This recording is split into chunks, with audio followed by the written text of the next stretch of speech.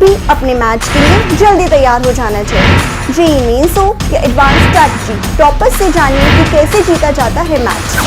DKT Engineering, a daily knowledge track platform for JEE aspirants. Hello everyone, I am Abhinav Saxena, 2018 batch IAS officer,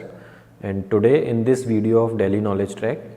we are going to talk about the first posting of IAS officers. Since I am a 2018 batch IAS officer, my training went on for 2 years. I joined in August 2018, did my foundation course at Labasna for 3.5 months. Then we were trained at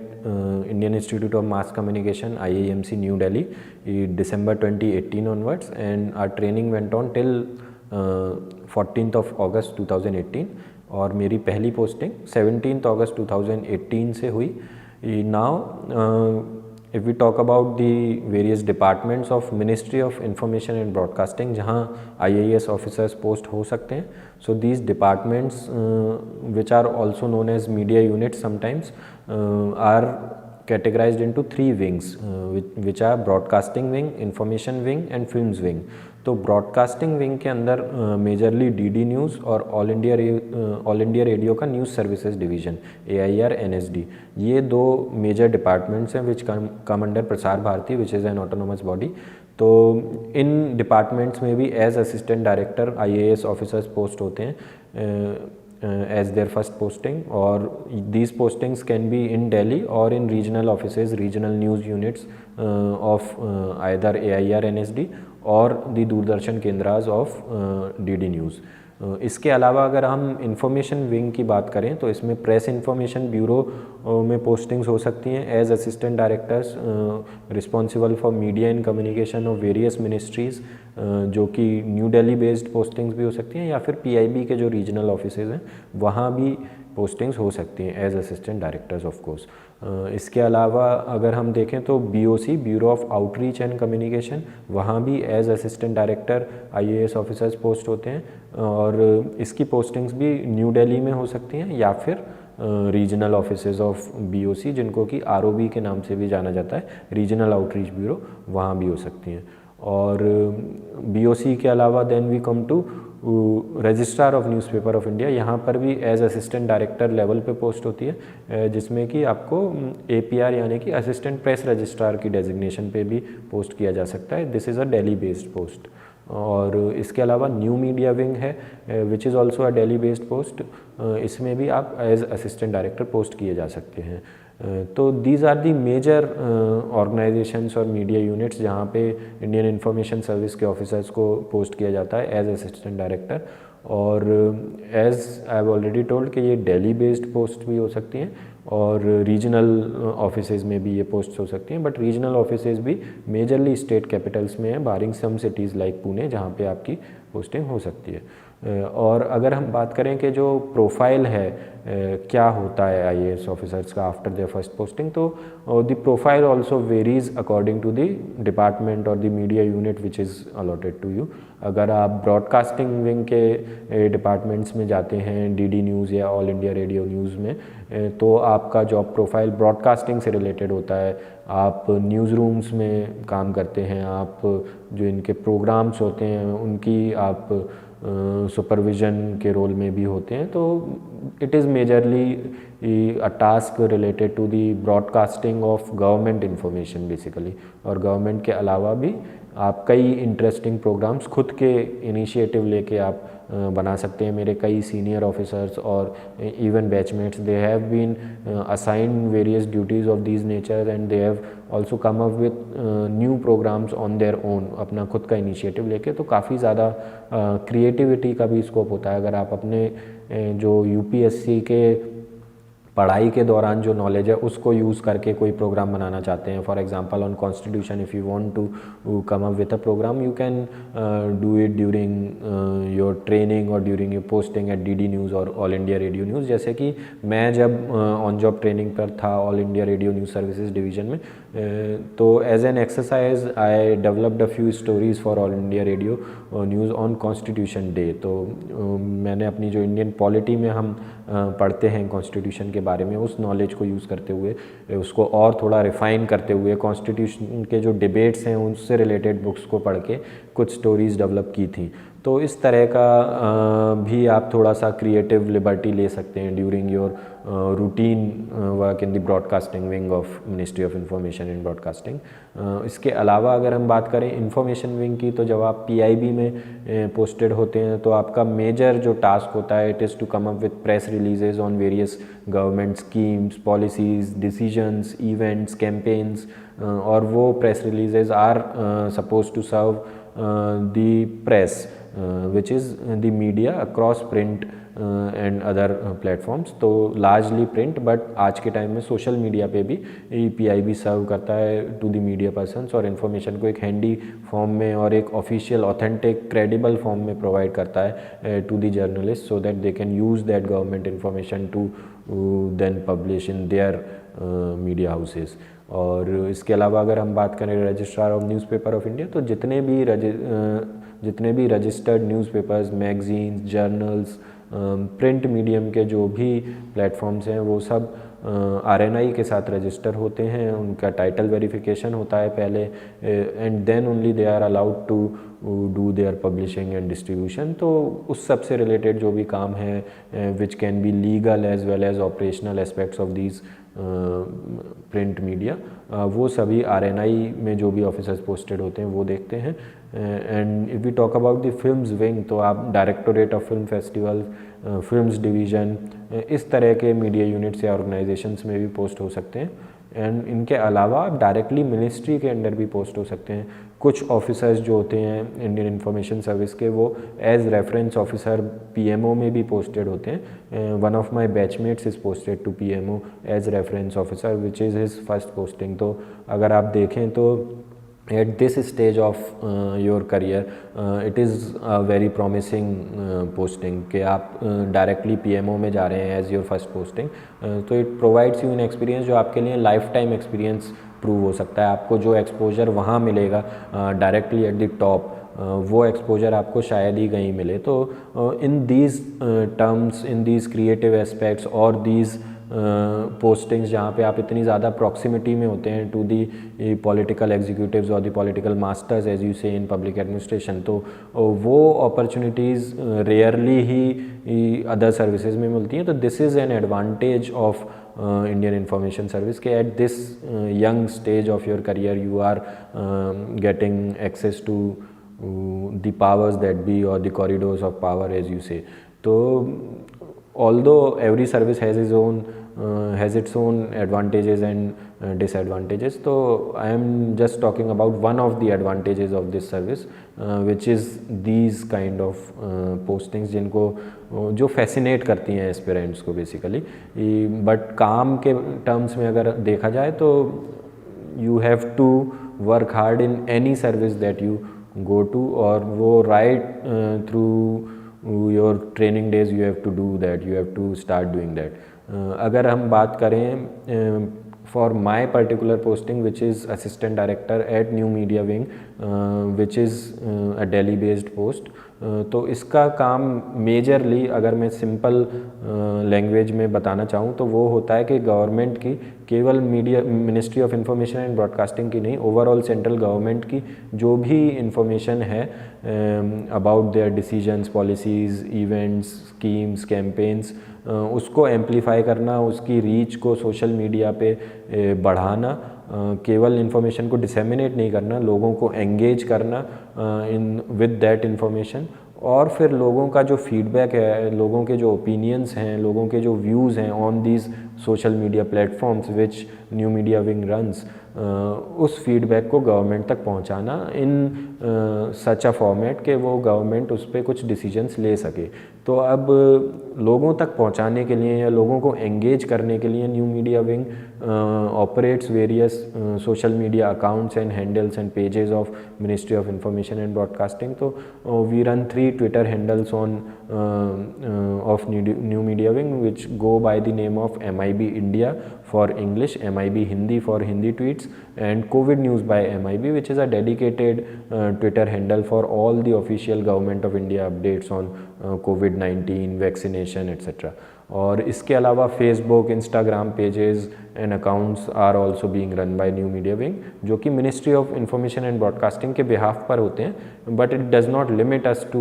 the information which pertains only to ministry of information and broadcasting. किसी भी ministry की across ministries departments जो information होती है उसको amplify किया जाता है और क्रॉस प्लेटफॉर्म रीच इंक्रीज़ की जाती है इन सभी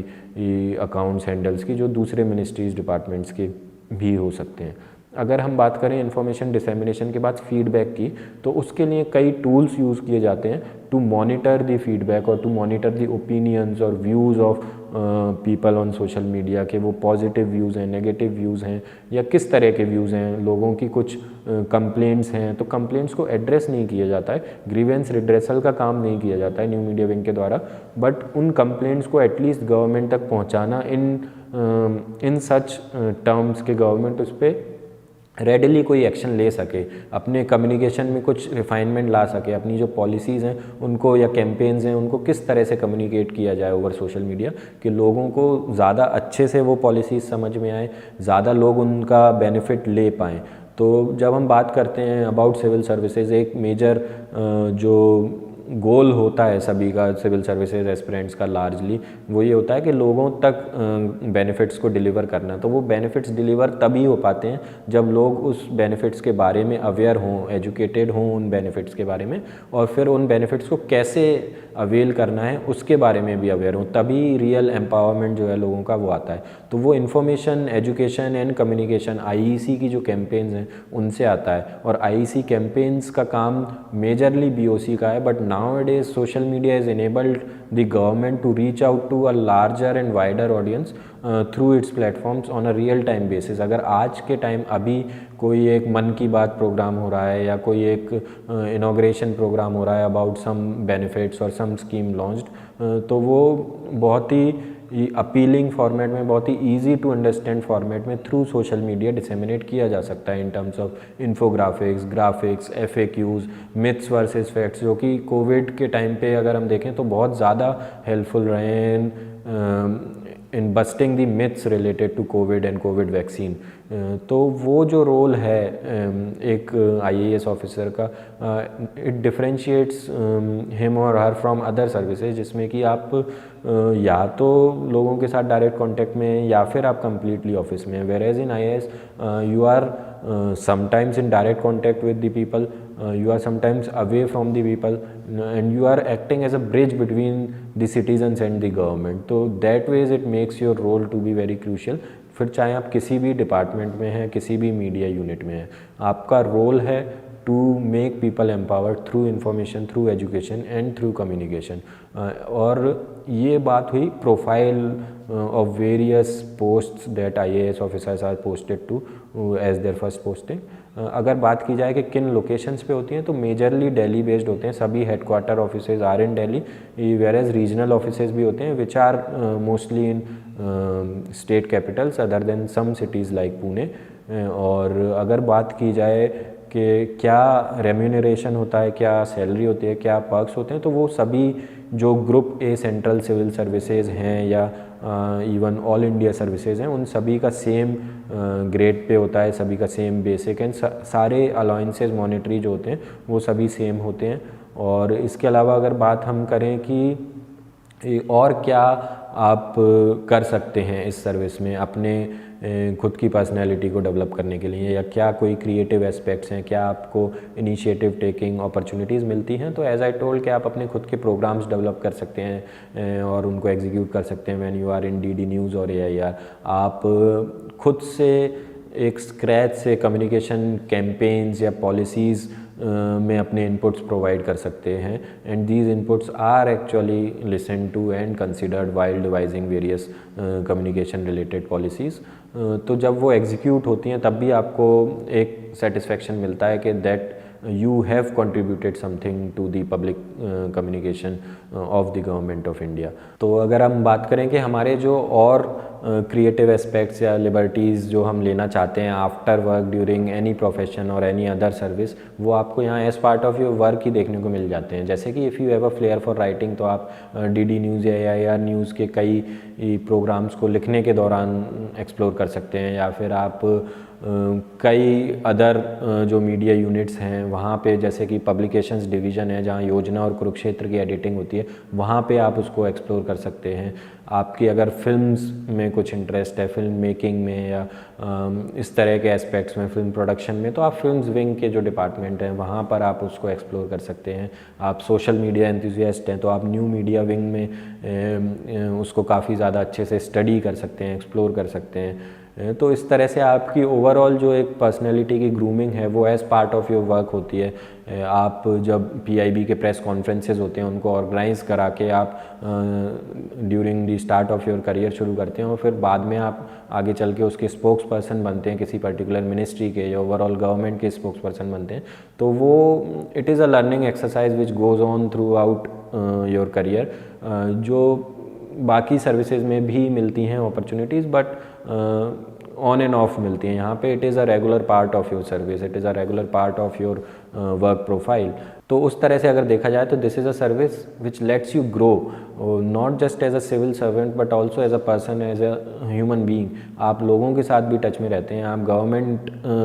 के लिए एक फीडबैक भी प्रोवाइड करते हैं, आप एक ब्रिज की तरह से एक्ट करते हैं और आप खुद को भी ग्रो करते हैं। तो दिस वेज काफ़ी सारे इंटेंजिबल बेनिफिट्स हैं जो ये सर्विस आपको प्रोवाइड करती है, और वर्क लाइफ बैलेंस अचीव करने में आपको कोई दिक्कत नहीं होती है। Although sometimes on some occasions when a big event और a big decision is coming up, you have a lot on your plate, you have to be awake throughout this process of that of organizing that event, and not just metaphorically but also sometimes literally. For example, during the budget quarantine, the officers of PIB they are awake throughout the night on the intervening night of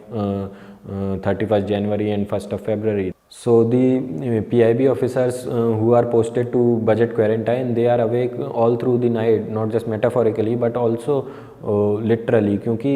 जब तक finance minister की speech ख़त्म नहीं हो जाती है starting from the earlier midnight, वो उस क्वारंटाइन से बाहर नहीं आ जाते हैं। They are busy developing the press releases on the budget documents and the key highlights and the summary of the budget. तो इस तरह के जो कई अपॉर्चुनिटीज़ आती हैं वो once in an year type की अपॉर्चुनिटीज़ होती हैं। इलेक्शन कमीशन की या इलेक्शन कमीशन के साथ और जो अटैचमेंट्स वाली ड्यूटीज़ होती हैं वो once in a year, once in 5 years type की अटैचमेंट्स या ड्यूटीज़ होती हैं, and which don't let you sleep. तो बारिंग दीज इवेंट्स जिनमें कि आपको किक भी मिलती है एक, और आप उनको करने के बाद सेटिस्फाइड भी होते हो, but barring these hectic events work life balance is quite easily achievable in this particular service. और जैसा कि मैंने बोला कि work and life are not separate in this service, but at the same time work provides और work adds to your life. तो उससे ज़्यादा हमें किसी को भी एज एन इंडिविजुअल चाहिए भी नहीं होता है अपने किसी भी प्रोफेशन से। तो that ways you are quite satisfied, you are quite content, you are quite happy in this service, अगर आप इस पर्सपेक्टिव से सोचें। But if you start thinking in terms of tangible power or the tangible perks or the tangible benefits, then you might not get satisfied that easily in this particular service.